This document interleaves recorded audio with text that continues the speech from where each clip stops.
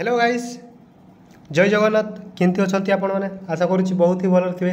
तो समस्त को स्वागत करुँच मोर यशवंत कुमार यूट्यूब चैनल को। तो ओडिशावासी को भी स्वागत करुँच।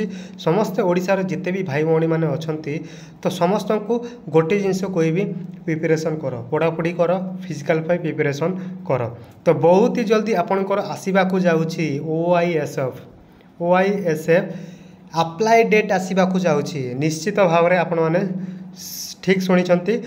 Odisha police recruitment board Bhubaneswar तरफ आपंकर गोटे नोटिस आसी। नोटिसटा केबे आसी? 25/8/2025 नोटिसटा आसी।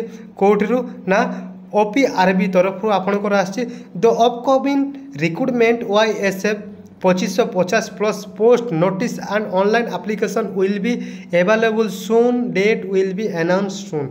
बहुत ही जल्दी आपंकर कौन ना अप्लाई डेट एप्लिकेशन जोटा रही ऑनलाइन रे आपनकर एप्लिकेशन हम। तो से आपड़ जदि नुआ आसती वीडियो को लाइक करूँ, चैनल को सब्सक्राइब करूँ, जहाँद्वारा कि आम टोटाल प्रोसेस आलोचना करवा कौन रही।